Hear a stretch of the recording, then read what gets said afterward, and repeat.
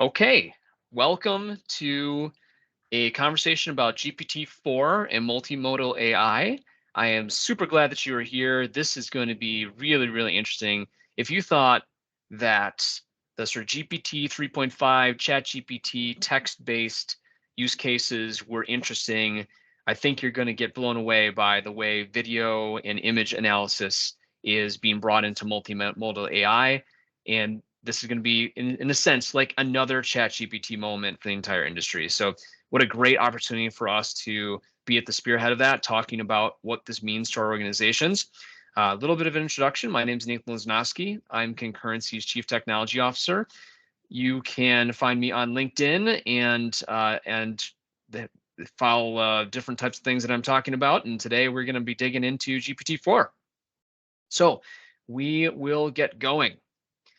All right, first thing I want to cover with you. I think it's really interesting to understand the impact that AI is driving within the industry. If you look at the way that our ability to produce impact has changed over time, you can see that over time we have implemented various different types of technologies that have sort of marginally increased our ability to produce outcomes. Printing press, steam engine, electrification, mass production on assembly lines. All of this has had impact in the way that we have produced products, capabilities, intellectual property, information to the world. But if you measure that by gross domestic product in a inflation adjusted dollars, you can see things like flight, advent of the internet, the smartphone have been very much tied to that productivity growth over time.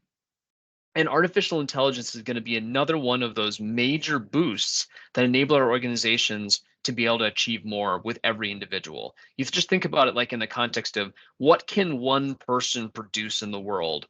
This is the way that we're able to take an individual and 10x them in terms of their ability to drive impact. And that's what makes me so excited about the opportunities that AI provides. It's not this like idea of individuals being replaced by technology. It's the idea of humans being amplified by technology and amplified by the use of artificial intelligence. One way that someone had just talked to me about this was the idea of thinking about what if every individual knew how to use an assistant who could go out and execute activities for them? What would that do for the way that people are able to achieve outcomes? That's a lot of what we're talking about here, but you're also going to see use cases that enable us to be able to apply not just text to that assistant, but vision to that assistant. And that's what we're going to be digging into in this session. I've now seen 8 years of artificial intelligence working in this industry, and I have never seen the amount of boost that we are seeing in the last year. And especially in the sense that every CEO is thinking about this in the context of the mission of their business.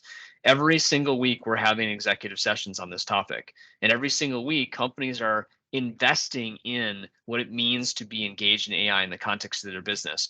And I think it's interesting when you look at some of these statistics, you see not only are businesses investing in AI, but the employees within those businesses are yearning for organizations to invest in AI. We're just working with a company in town in Milwaukee. It's a couple thousand individuals in this company, and they announced that they're going to be going live with internal instance of GPT and some Copilot capabilities and this project they're working on.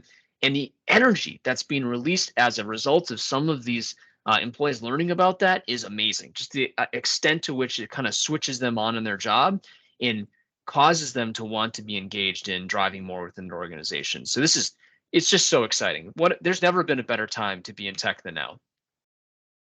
So what this session is about multimodality. So we have focused a lot of our energy over the last couple of years, and especially the last year in particular, on how language has taken major steps forward around large language models. And we'll talk a little bit about that in a minute. But what's happening now is speech and vision are coming to the fold, and they're coming to the fold in a way that allows AI in those spaces to function very similarly to how we've seen large language models function in comparison to legacy language model approaches. So where this is being made possible, there's a lot of products out there, a lot of capabilities are starting to come to the fold. What we're primarily talking about today is GPT-4 Turbo with Vision. So Vision is like this capability in conjunction with GPT-4 that was released around Microsoft Ignite timeframe that allows us to be able to not just produce images that DALL-E does, but also consume images and understand what's happening in the context of any given still image or video image that's being analyzed by the large language model. So to compare this, I want to just sort of take a step back in time. This is a slide I used to use probably 3-4 years ago, maybe even to 2 years ago, when we were talking about natural language processing. And pre-large language models, we almost forget how complicated this was. Pre-large language models, like we do these projects where we would have to ingest emails and analyze the question that was being asked to the customer, and then turn that into something that gets back to the customer, a customer service response or a quote or this or that. And just to get to that point, we were having to ingest tens of thousands of emails to just even teach a natural language processing agent how to even ingest the email itself, let alone understand what's actually being asked.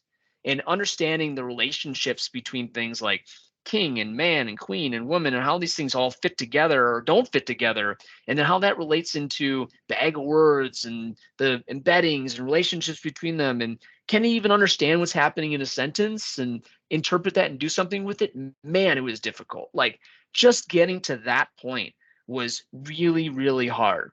And then all of a sudden, these large language models drop out of the sky, and projects that took us $1 million to do or $2 million to do can now be done for hundreds of thousands of dollars, or maybe even tens of thousands of dollars, versus it being in the millions of dollars range. And that's really because a lot of the underlying work had been accomplished for us to be able to gain ground. And the same kind of transformation that's happened with natural language processing is now happening with vision.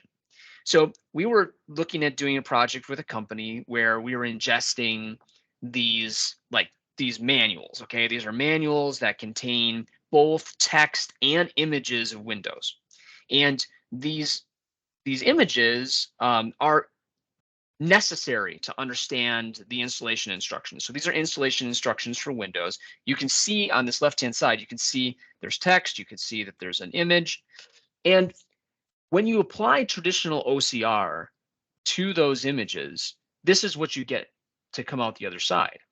And you realize very quickly, like, oh, like that's not going to work. Like, for a human to understand these lines and things attached to them and what this stuff is, like, we get that immediately. It's just how our brain works. But then you apply it to OCR, A, it doesn't even find the image. B, it doesn't know what the images are because it doesn't know how to think about it in the context of space. So to solve for this problem, we would have to go through traditional machine learning techniques to be able to say, this is a hammer, this is a J roller, this is safety glasses, here's 100 pictures of safety glasses, here's 100 pictures of what aren't safety glasses, like, to kind of help it to be able to recognize these things in the context of the document. And that becomes an onerous exercise to be able to get any forward movement in multimodal types of work instructions. So like the promise of like, hey, cool, put your work instructions behind this chat experience is like way more complicated than anyone wants it to be, because it ingests all these different parts of the text. And then you see on the right hand, like, how do I even gain ground then? And this is kind of something that then caused these projects to become super complicated. Now, we have large language models, I guess you could call them large image models, that are built to be able to understand, in a certain sense, what is happening within an image. So I'm going to show you a lot of examples of what's now possible with these large image models, and then also where the same gaps exist. Like, are there hallucinations in the context of large language models? Absolutely. Do you have to build modules to be able to look for that hallucination? Also, absolutely. Same kind of thing's going to happen in image recognition. It's going to get some things right. It might get some things wrong. and we need to build some packages around that as well. So here's an example that you've probably seen before, or at least I have. It's a installation screen for a scan of an installation for an IKEA shelf. I have a bunch of these in my den. They're starting to fall apart, unfortunately. But one of the things that I did recently is put some new ones together, and you can see here's step 7. What's happening in step 7? I'm attaching the back of the panel to the rest of the shelf. Right? I'm putting the shelf together.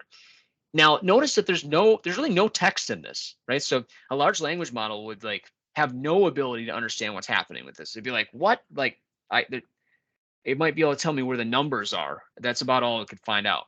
So what I decided to do is apply this to GPT4v and say, what can it understand about this image? So you can see very quickly, it's able to understand that step 7 is attaching the back panel of the bookcase. And it did that without having to understand any text about what's happening within that image. So really, really interesting. It's also describing, the diagram also shows how to make sure that the back panel is flush with the top and bottom of the bookcase to sort of describe other steps that are happening in the context of that. So it's not just telling me that there is a bookcase, it's indicating qualities about what it's understanding. So it's putting that in the context of what's happening within the diagram. In a sense, it's starting to reason through this image in a similar way to which I would reason through it as a human. Now, it's not directly analogous, but it's adjacent. And it's a lot closer than the way that we used to do simple image analysis or image understanding in the past. So let's take a more complicated scenario that we've also tried to solve for. So this is a layout of a boat cockpit. Okay, so this is a boat cockpit that has a key associated with it. It also has, so the key with the A, B, C, D, E, F, down here, and then also has the pointing of that key to various elements within the cockpit, and then recognition of what's actually happening within that cockpit. So I took that same thing. I said, according to the image, where might I find the trim tab control? Now, this is very interesting because it gets one thing very right and one thing very sort of right. So the trim tab control is labeled K, is it? Yes, it is. And can be found on the right side of the helm.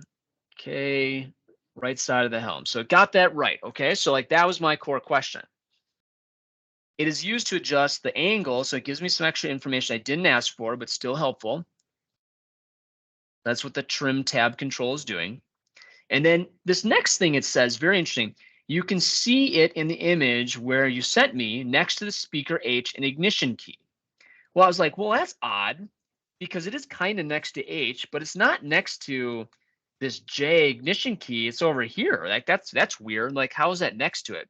And then I was like, oh, I see what it's saying. It's between those two.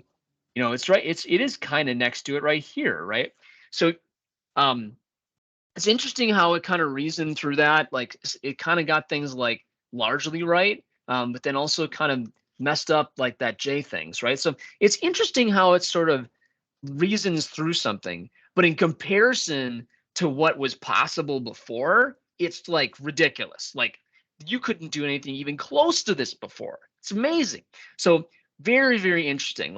So I could see how in applying this to a use case where you have a lot of images, you might have to put some protections in to validate certain things or check for certain things. And there's ways to accomplish that. So here's another example. Manual fire extinguishing system pull handle. To manually activate the engine compartment fire extinguisher, 1 pull pin, 2 pull handle. Okay, what? So I asked what do I do if the boat's on fire? According to the attached image, to execute the manual fire suppression system, you need to do what? Pull the pin and then pull the handle on the fire extinguisher located in the engine compartment. Pull the handle is shown on the left side of the image, shown right here. And the steps are numbered on the right side. So we got the locations right and follow the instructions and stay safe, right? So I thought that was pretty excellent. It did a good job of helping to understand how to interpret this. So like if I had, for example, a chat experience where a customer could say, my boat is on fire, what do I do? It could say, you need to pull the pin and then pull the handle, and here's where to find it. Now you could see that there's all sorts of like potential problems associated with building that, but like just at a very basic sense, that is a possible thing that was very difficult to do yesterday and is very much easier to do, not easy, but easier to do today, which is super interesting. So then I was like, okay, let's take something really wild. Like, let's give it a picture of a living room that is flooded. Like, what's going on here? Like, I can understand what's going on here. Let's ask it to provide me some perspective of what's going on in this picture. So I just simply asked, what is going on in this image? Is it a problem? And then says the image shows a room that is flooded with water, which is indeed a problem as it can cause damage to the property and belongings. The room appears to be a living area with furniture and other items partially submerged in floodwater. It looks like the flood was caused by a leak or a storm based on related search results. I hope the owner is safe and dry. So why is that interesting? Well, let's imagine for a second like you build a image capture solution for your factory or for homes or for some other kind of use case. And it's armed at one point, or maybe not armed in another, depending upon the privacy requirements. And rather than having to train it about like, well, this is water and this is where the locations of this is what a fireplace looks like, and this is a chest of drawers or whatever. And so this is wrong or this isn't wrong. It can recognize to a large extent like what's happening here and is this problematic, and being able to then respond to that. So like, is a person walking inside the yellow lines? Are they not walking inside the yellow lines on a manufacturing floor? Are they hanging from the manufacturing floor and their ladder has fallen down and we need to be able to pick them up? Like, we can look for things that a human would just immediately recognize is problematic, and this being able to then respond to that. Let me give you like another kind of example that I think relates to this. So there was a story where Tesla cars were running over kangaroos in Australia. And the reason they're being run over is because it recognized that particular image as a bunny rabbit. So it thought that the kangaroo was a bunny rabbit, and it was like, well, whatever. Okay, I'm just gonna run the bunny rabbit over. That's safer for the driver than trying to brake or whatever. In that kind of example, it was just because you trained it with 100 images and you train it with 100 images aren't, and it thinks it's just a big bunny rabbit.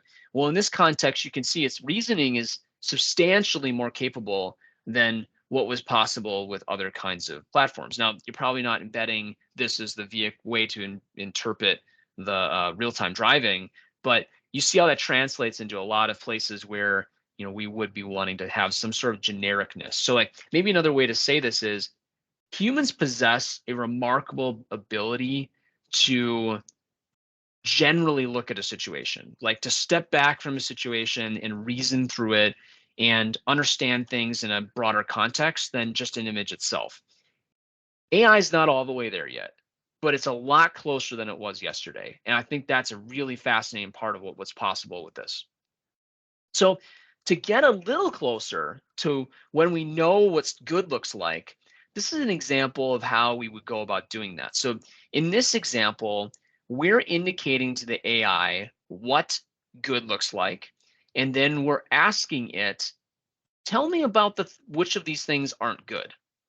So you can see in the green circle, we are teaching OpenAI what a good looking like top of a screw looks like. You could see this in like almost any scenario, right? Like I've got a manufacturing floor. This is how the sticker needs to be applied to the box when it leaves the facility. And if the stickers aren't applied that way, stop it in QA. We need to reapply it. Like this meat that's leaving to go to Costco doesn't have the sticker applied to let the guy check out.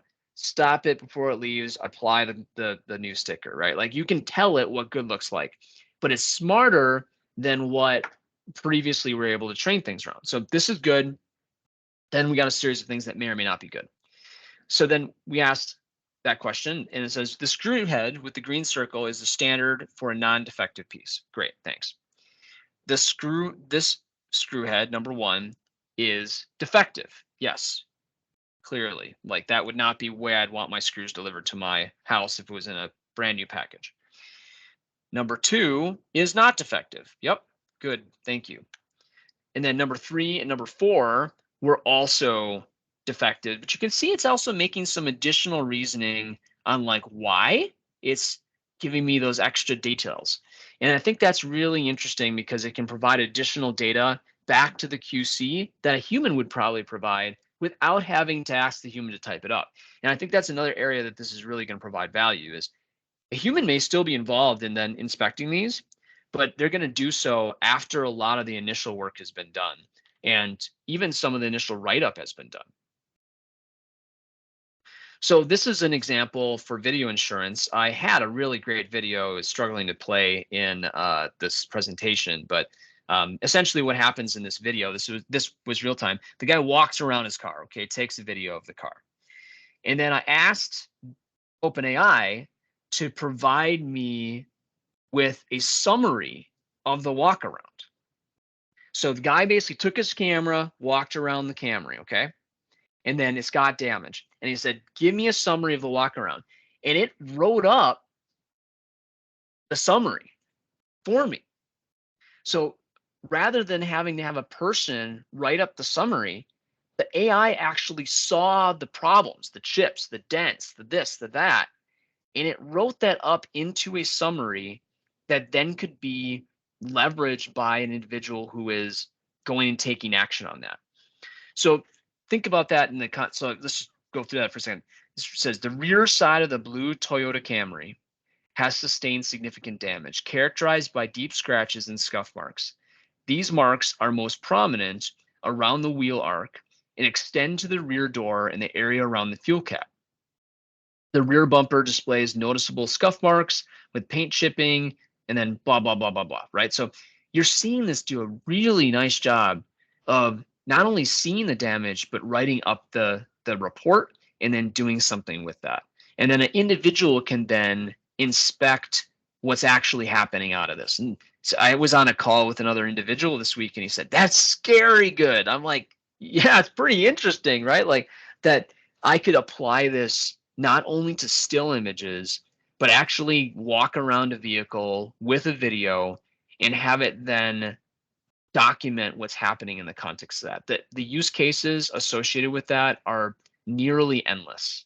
Really, really crazy opportunities as a result of what that can provide in the market. This is probably a good time to also note that if you have questions as we're going through this, feel free to put them into the chat. I think that's something else that would be worthwhile. We'll also have plenty of time at the end of this to dig into some questions as you have them. Okay, so here's our audience participation part of this presentation. I'd like to walk through a little bit of what it means to reason through this. Like, how does a human reason it? And then how might the AI start to reason through some of these similar situations where we're seeing partial information? Okay, so let's start with this. So I want you all to put into the chat. You notice that this is it's something handwritten, okay? I want you all to put in the chat what you think this says. What do you think that says? I'll give you 5 seconds.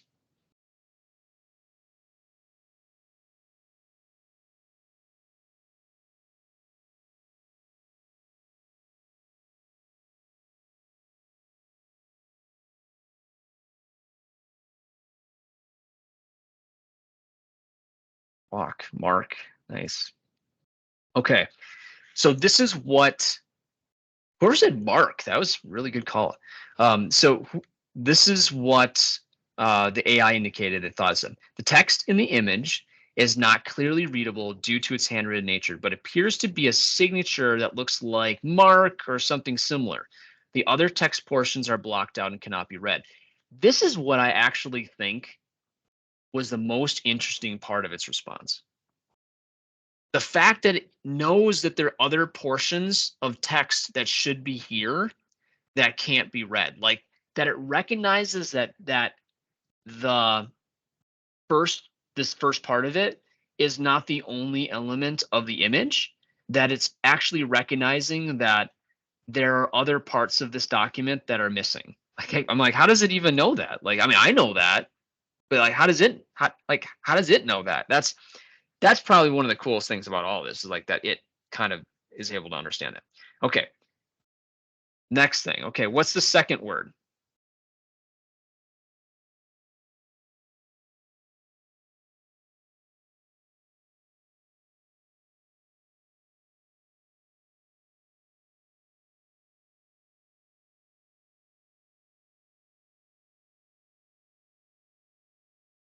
Lots of steak picks. There's a freak in there too. Okay, so it's getting where you're getting. Text extracted from the images milk and steak. It appears to be part of a shopping list or a list of ingredients needed for a recipe, as it is a list of food items. The other parts of the list are not visible or have been obscured. Okay, I think I'm starting to see milk now that I saw steak, and it's getting it too. So then here's the rest of the list. Clearly, it's a shopping list, right? Clearly, it's a shopping list. The text extracted from this image is eggs, dozen, milk, steak, mayo, organic, bread, beer, 1 pack, not full fridge. Funny. This appears to be a handwritten shopping list detailing specific items and, in some cases, quantities or types that need to be purchased. The note on the beer, not full fridge, suggests a reminder or emphasis on moderation or limiting the purchase quantity. Also, like this part of it for me is where this truly sets apart. Like there are other OCR systems. The way that it reasoned through pretty quickly once it saw milk and steak what this was, and now what the intention behind why that was written, the not full fridge part, was really interesting. So I think what's also interesting about this is you can see the combination of the large language model and the large text model. Sorry, and the large image model, right? The idea that it's understanding content, but then it's also relating that, reasoning through it, and conveying that back in text a way that a human might is where like it kind of connects both sides of the coin, right? Like we're working with like one hand behind our back when we couldn't use images in the same way that we could use text. Now we can kind of bring both of those two things together to accomplish some really interesting ends. So I think that was pretty fascinating. So now this is it applied to an analysis scenario. So what you can see here is a Power BI report. And in this Power BI report, you have a whole bunch of things, right? You have total sales, you have average sales, you have a graph that indicates the reservation type and couples and just various stuff, right? Things you would normally see. So we prompted it. You're an AI assistant, which helps inexperienced users of Power BI. How, I didn't even spell it right. How do you filter this down to just Canada? To filter the report down to just Canada, follow these steps. Click on the Canada label in one of the visuals, blah, blah, blah. If there are additional filter settings options available, look to the right side of the screen where there might be the filter. If you need to reset the filter, view the entire data set again, click anywhere outside the selected filter label, which is true, or use the reset filter option if available. So I think that idea is pretty cool. I think this next thing is really where it gets very interesting. In 2 sentences, summarize the key takeaway from this graph. In 1 sentence, summarize a non-obvious takeaway from the chart. Kind of like I would, right? Like maybe I'd find the obvious things and not find the non-obvious things. But what are the non-obvious takeaways from the chart? The key takeaway from this graph is that the total sales are $61,589,682 with an average of 1,363 sales per reservation. And it continues. A non-obvious takeaway is that while sports activities lead in sales by type of interest, so right here, type of interest, the majority of sales by source type come from email, not social media or a website. So they mostly come from email. So I think it's interesting, which is like kind of what I'd be thinking, right? Like sports activities would probably be more aligned to like people browsing websites, actually social media.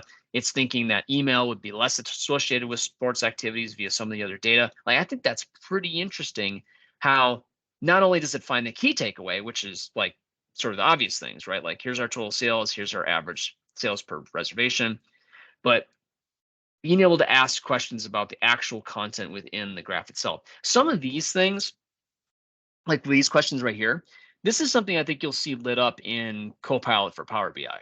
So like when you're in Power BI, you're going to be able to use Copilot to be able to actually create the actual Copilot experience, but you'll also be able to use it in the context of asking questions about the graph that you're inspecting and seeing.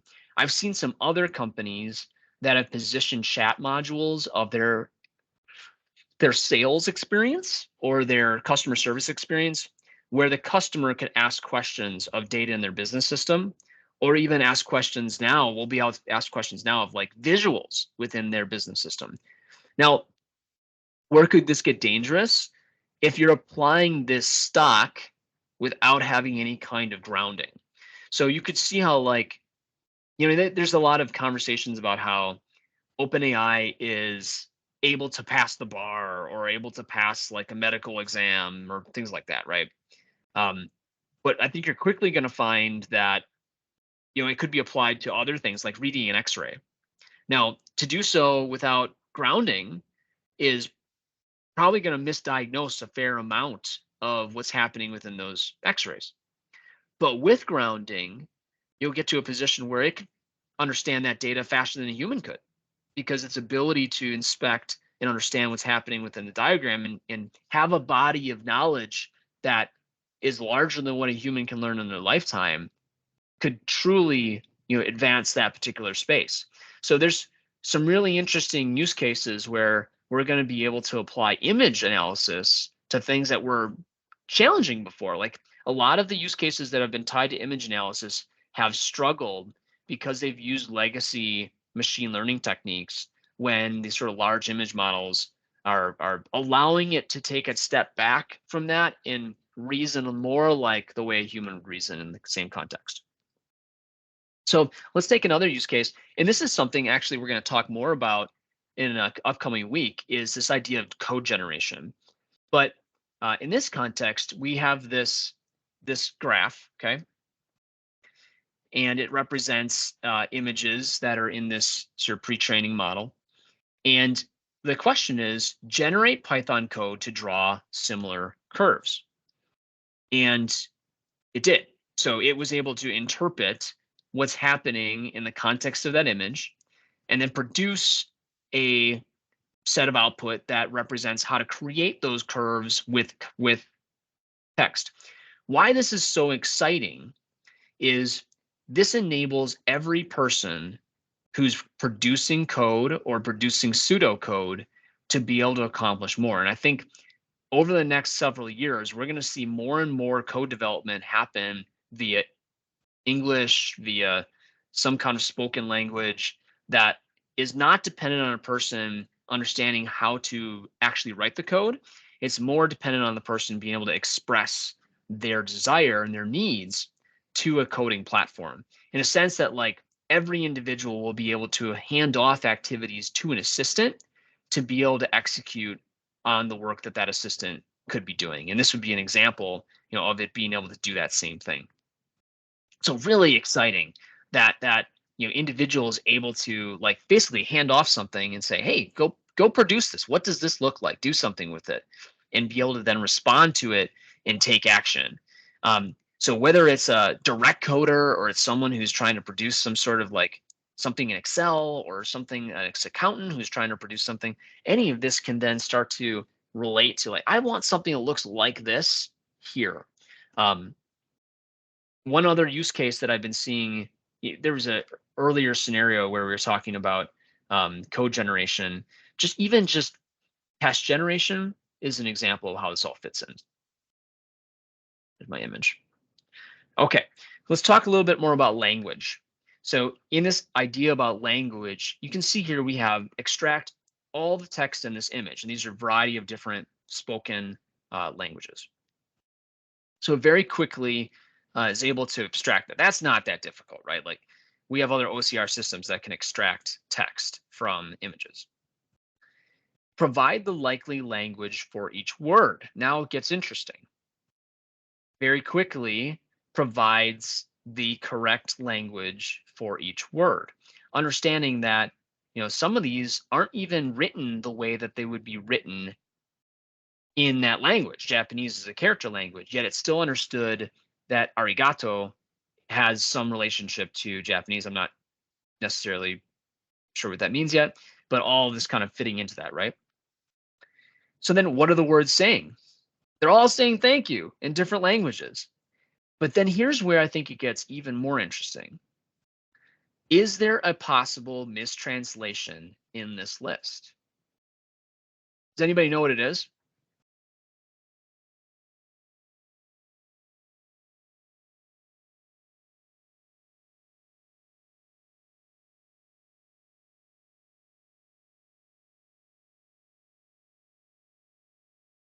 Okay, I happen to know this one.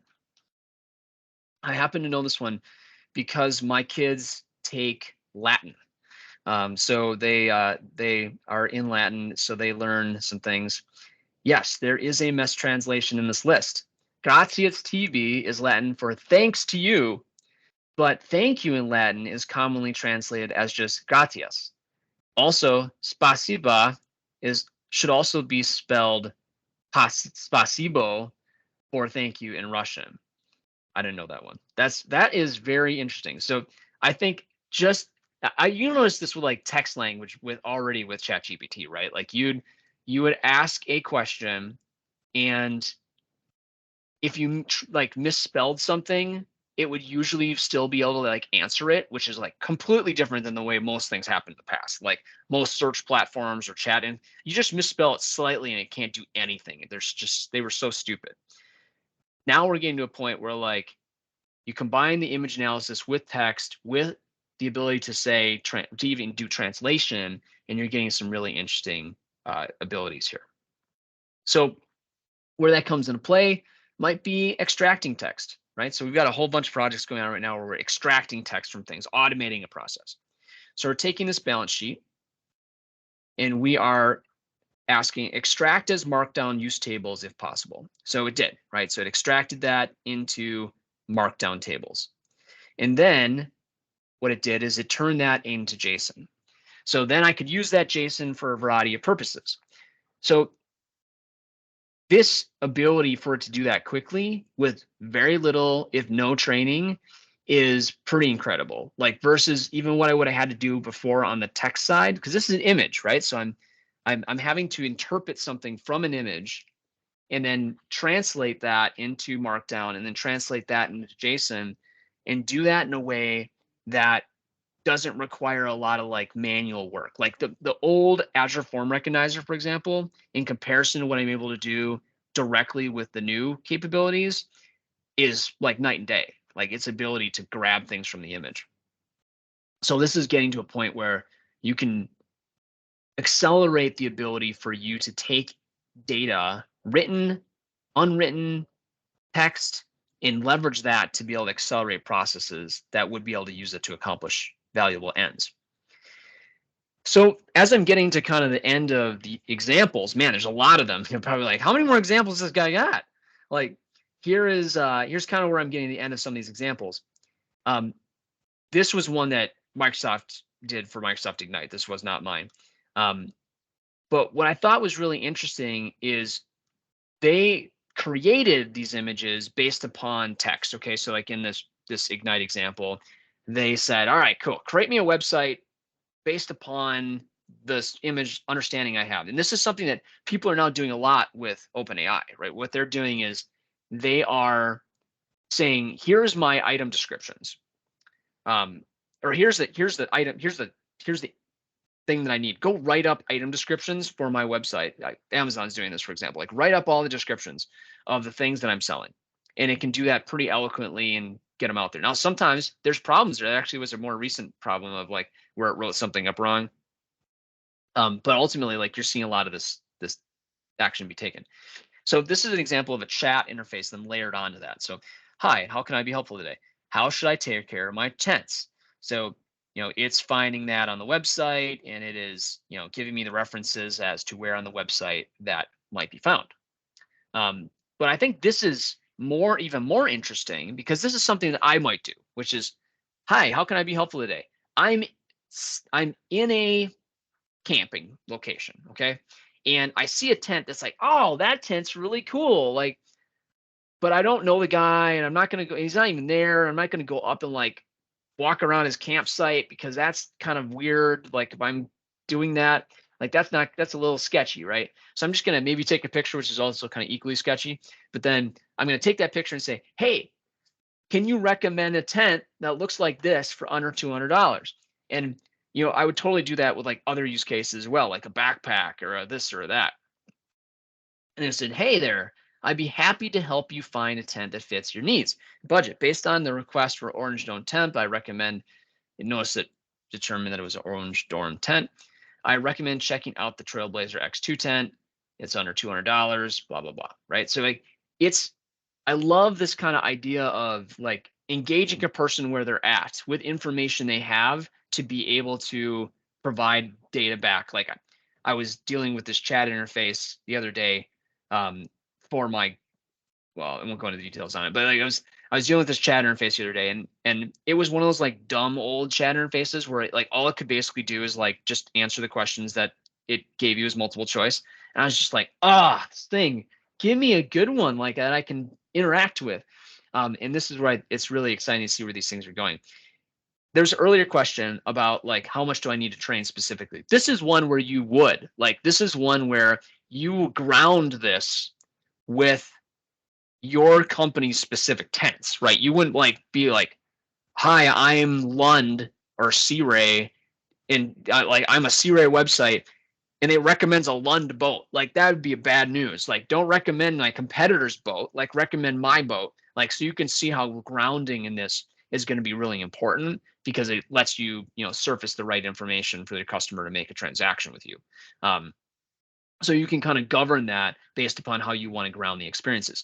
You also are going to run into use cases where the generic use cases are not going to be useful enough without grounding. So I did this not-for-profit project, and I don't have an example here, but I can go into the past to find some, where we did this is really wild.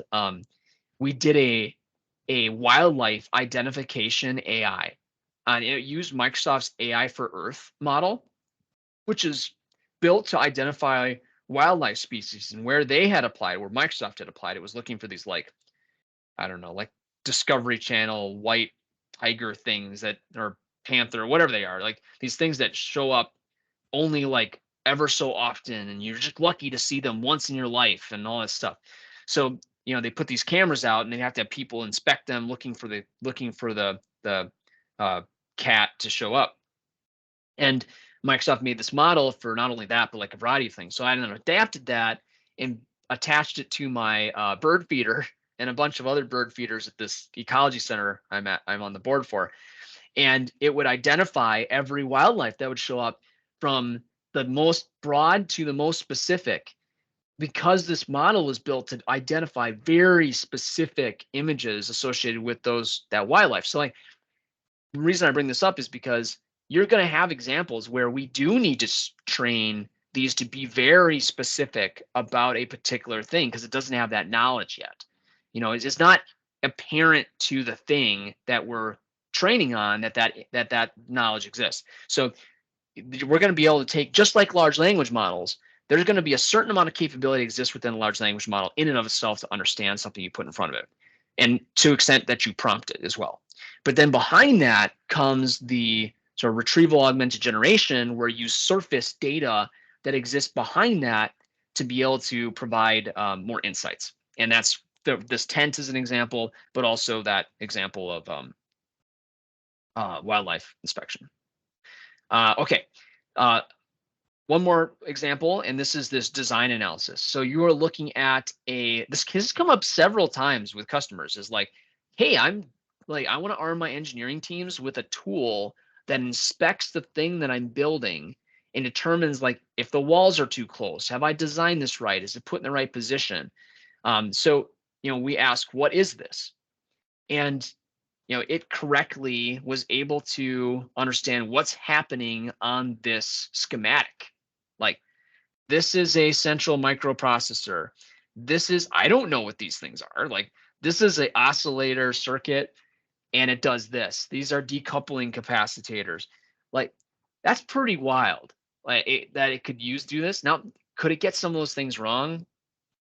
Yeah, I think so. Like it could get some of those things wrong. And this is where you might need to, again, ground it in things that are specific to your organization. But the fact that it got me to this spot is a huge step forward from what it was able to do before, which is really kind of where we're going. Now, you could even use this to say, design me a schematic, like put this onto the board in the most optimized way, and then the human will look at it and take action on it. You can see how the combination of those two individuals will allow us to achieve some really amazing outcomes.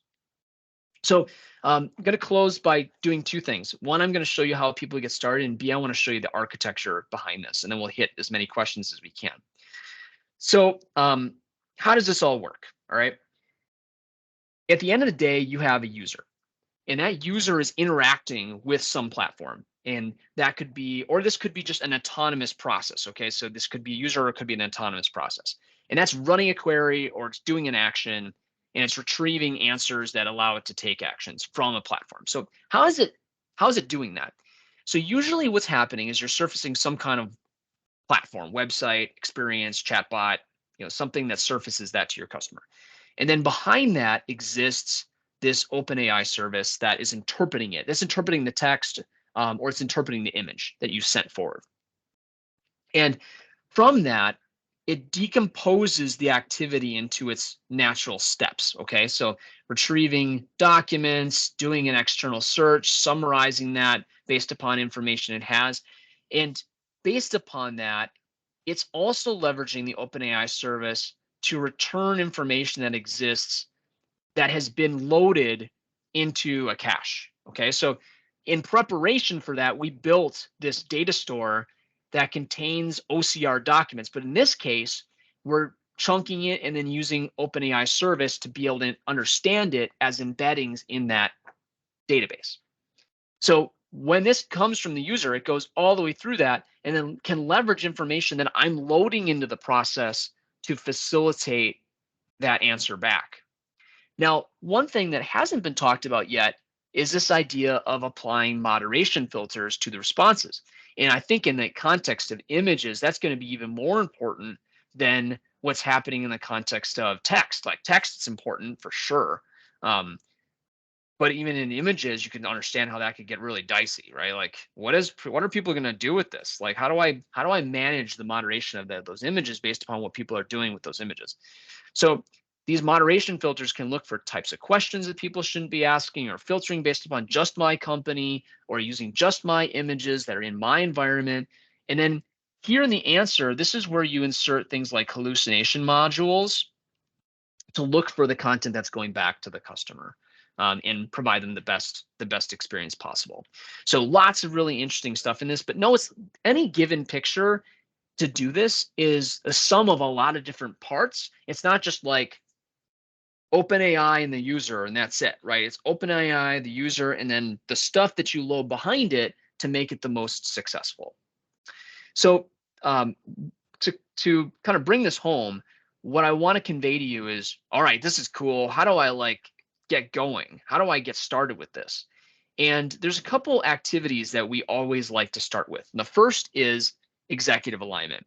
If you have not aligned your organization to the mission of artificial intelligence in relationship to the mission of your business and how that all fits together, that really is the core starting point, because that's what lets you think about it broadly and how my business is going to go to market over the next several years as the markets disrupt and as incremental and disruptive change happens. And I need to apply guardrails. And I think about how I'm going to change my business. all that has to happen at an executive level, or at least inclusive of the executive level, to be able to take action, which lets you go into group envisioning sessions to be able to come up with the right ideas. And those ideas ultimately lead into scenario evaluation, like quoting or customer service or data mining or whatever you're doing with it. Ultimately, it has to have an ROI. It has to have a sponsor that cares about it, and it needs to have data that backs up the use case. And if you're missing any one of those three things, you're going to struggle to achieve the outcomes that you're looking for. So if you pass that gate, you then get to move into executing POCs and pilots. That POC really proves that this is possible, and a pilot proves that it delivers value, which then lets you move into production iterations of getting those outcomes and managing to validate you get those outcomes. And at the tail end here, which sometimes comes all the way back to the beginning, is this idea of a scale pattern. How do I do this a lot? Like, if I'm going to have 100 AI projects, how do I do 100 AI projects at scale and not recreate the wheel every time I do it? And that's where things like scale pattern really come into play in doing this right. So what we would love to suggest to you, and is absolutely in your form as you close down from this webinar, make sure you fill it out, is we would love to come out and help with executive alignment and group envisioning and evaluation of scenarios. And we will do that for free on us, right? So we love to help companies get past those stages to be able to take action. But we know we have to invest there, and you have to invest there to make that possible. So as you sort of leave today and go on to your next thing, fill out that survey. A, I want to know what you liked from this and what you didn't like from it. And B, I love to know how we can get engaged in any one of those steps to help you gain ground in AI today. All right. And now that we're here, I would love to get some more questions. So what kinds of questions? Let's first just go through the chat, make sure people don't have more questions in the chat. But feel free to drop them in the chat or come off mute, and I'm happy to address them.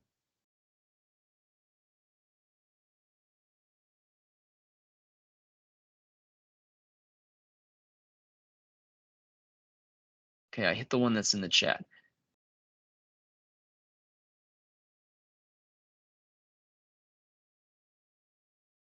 Is it able to visual instructions? I think that's definitely represented in the IKEA example and in the like key with the pointing to things example, and in the installation instructions example. I think there's some strong backups behind it being able to understand steps and what has to come first, second, and third in the context of those steps. Definitely see some gaps there, but made a lot of ground that's been gained. All right. Next question. What other things do you guys want to ask about? Oh, microphone is disabled. Amy can just re-enable that if she wants, and then otherwise put them in the chat.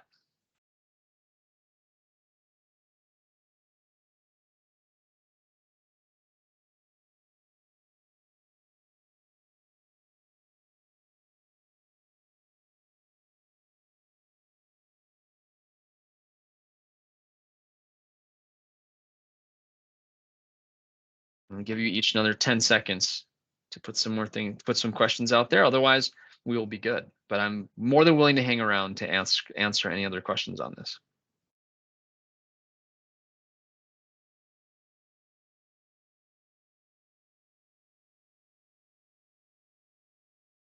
All right, just scrolling here. If you have if you want to copy the deck, by the way, also just fill out the form and we will make sure you get a copy of the deck. That would be something we'd be happy to provide to you. Awesome. You are welcome, Lauren. Thank you very much for the feedback. Okay, great. Well, thank you so much. This was really fun. I am so just putting this deck together for OpenAI GPT4v was like a super interesting experience. So thanks for giving me the opportunity to do it. I'm loving the opportunities coming up within companies to actually take advantage of this. And I'm really hoping to spend some time with each of you to have those conversations. So have a really wonderful afternoon. Thank you for spending some time with me. And thank you very much. Yes, a recording will be available. Thank you for asking that question. Thanks, everybody.